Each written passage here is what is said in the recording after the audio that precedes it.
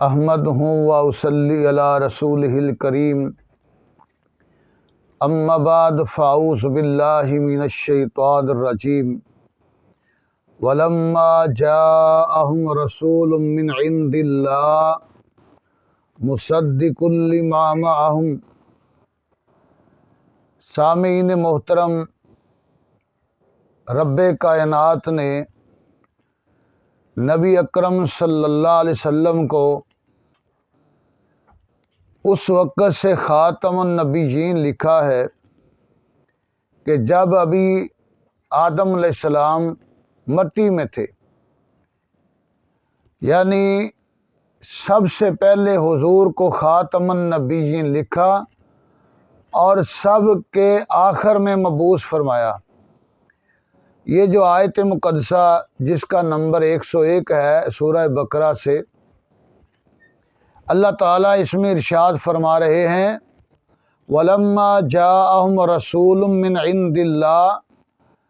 حافظ ابن کثیر رحمۃ اللہ علیہ اس آیت کے تحت لکھتے ہیں فِيهِ الْبَشَارَةُ بِمُحَمَّد صلی اللہ علیہ وسلم۔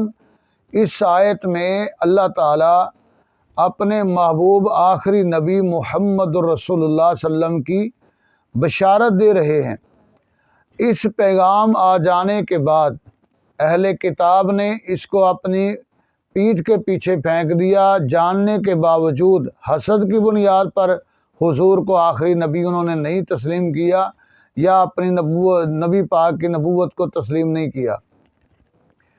تو اس آیت میں حضور کو بیان کیا گیا ہے کہ ہر دین میں جتنی کتب آئی ہیں ان سب میں نبی پاک صلی اللہ علیہ وسلم کی بشارتیں اور آپ کا خاتم النبیین ہونا لکھا گیا ہے۔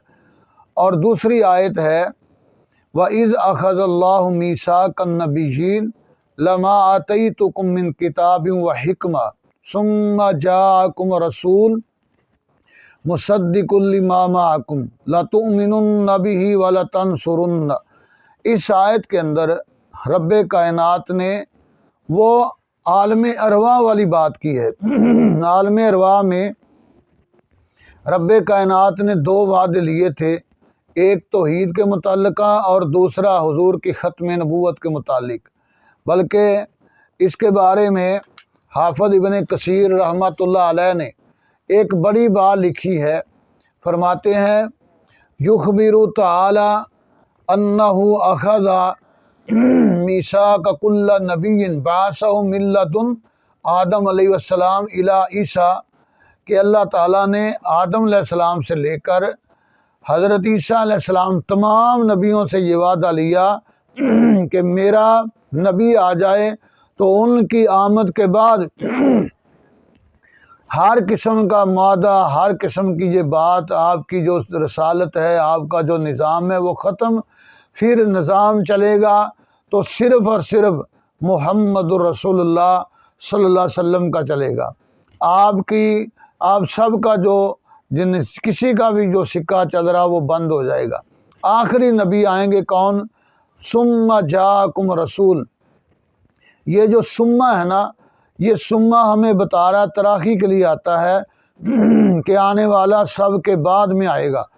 تو اس میں یعنی آخری نبی محمد رسول اللہ صلی اللہ علیہ وسلم کی آپ نے تائید بھی کرنی ہے اور ان کی نصرت بھی کرنی ہے، ان پہ ایمان بھی لانا ہے۔ جو اس بات کا انکار کرے گا وہ فاسقین میں داخل ہو جائے گا۔ یعنی حضور کو خاتم النبیین عالم ارواح میں بھی، عالم دنیا میں بھی، عالم برزخ میں بھی، عالم معاشر میں بھی حضور آخری نبی ہیں۔ اور اس بات کی یہ تائید اور اس بات کا وعدہ اللہ تعالیٰ نے انبیاء سے لیا۔ اور اس کے بارے میں ایک بڑی میں دلیل آپ کو پیش کرتا ہوں کہ حضور نبی کریم صلی اللہ علیہ وسلم کی ختم نبوت تمام نبیوں سے منوانے کے لیے معراج کی رات اللہ تعالیٰ نے مسجد اقصیٰ میں سارے نبیوں کو جمع کر کے امام بنایا، تو آمنہ کے لال محمد رسول اللہ صلی اللہ علیہ وسلم کو بنایا، ان کو امام بنا کے یہ ثابت کیا کہ اب تم سب مقتدی ہو تو اور نبوت اور امامت منصب چلے گا تو محمد رسول اللہ صلی اللہ علیہ وسلم کا چلے گا۔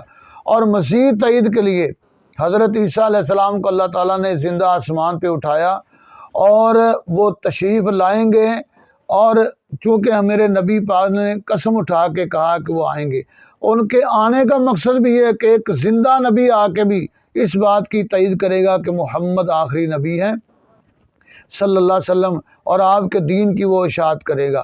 تو ان دو آیات سے ہم نے استدلال کیا ہے۔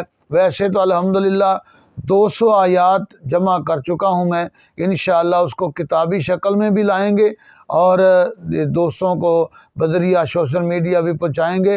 تو بہرحال آج میں 2 آیات سے آپ کے سامنے حضور کی ختم نبوت کو میں نے رکھا ہے۔ اللہ تعالیٰ سمجھنے کی توفیق عطا فرمائے۔